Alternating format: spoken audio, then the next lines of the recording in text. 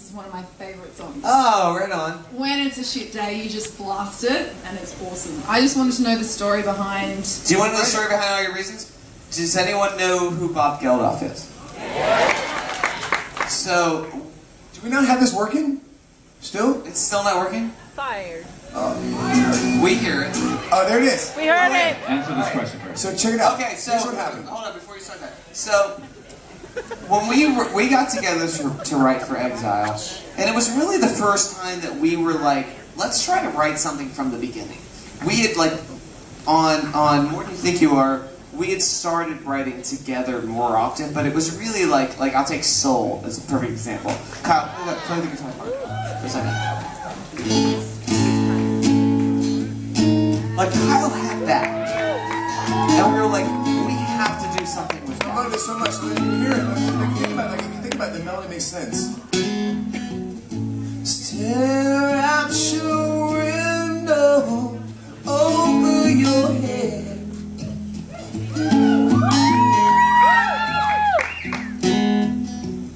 I stare at your feelings to see where they end.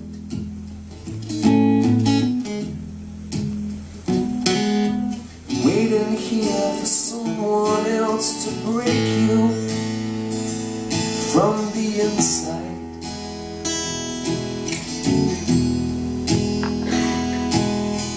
You've been here so long. Okay, so we had that.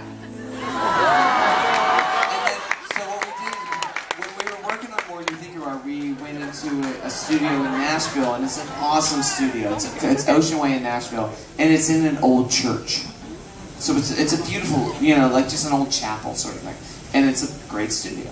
So we're sitting in there, and we're like, well, we love that. We need to write something more to that.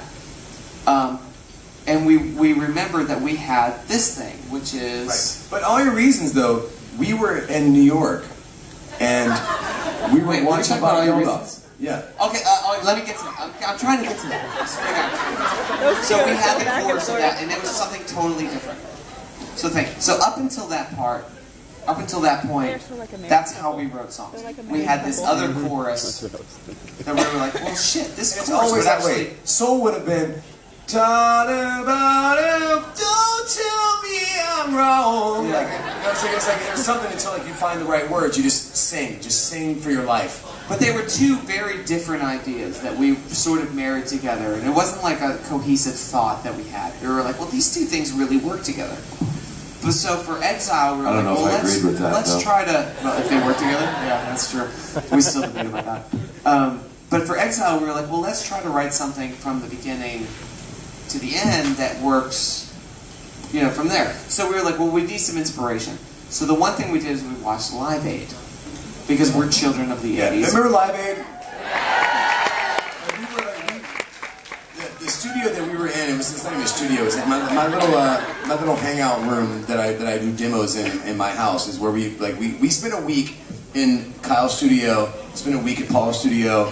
We would spend a week everywhere doing just little writing sessions. Well, I gotta say, interrupt for a second. Exile was all at your place. Exile was all at my place. So we're there, and we're trying to find new inspiration. So what we would do is, while we were recording music, we would, on the screen, put on Live Aid without the sound on. So there's this 80s thing, there's the Boomtown Rats, there was U2, there was all this stuff going on, this 80s vibe that we love so much. And then every now and then we'd have a little bit too much wine, and then we would just stop playing music and just turn on Live Aid and watch it. And we watched the Boomtown Rats, and we watched them, and there was that, I don't know if you guys have seen it, but you should watch the Boomtown Rats play at Live Aid. It was amazing. It's amazing. Bob Geldof, it was just and it was his event. He invented that event, and so you could feel that pride, you could feel that happening. And he had this set that was so amazing that we wanted to write a song. So we wrote this song. Mm-hmm. You have it? Yeah. Oh, awesome. I'm playing bass. Yeah. At this point, this is me, Rob, and Kyle. Yeah, just do that. So this is how it started. This is going to be really embarrassing, by the way. I can't get myself away.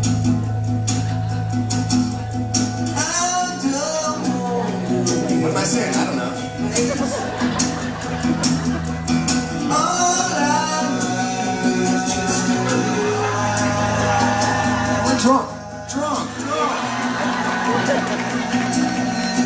This was gonna be the chorus. I swear to God. Not that bad. Yeah.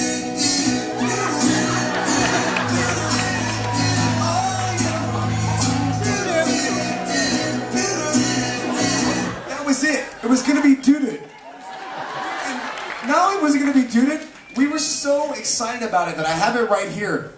When we were making this record, the title of the record was going to be "Tell Me What's the Greatest Record You've Ever Heard." And we really got So sure of ourselves. It's the first time we ever worked with a different producer once it ended up on the record. A guy named Steve Lillywhite, who worked with U2 and Dave Matthews and a bunch of people. And I remember he heard that and he was just like, it's joy. It sounds like joy to me. We're like, yeah.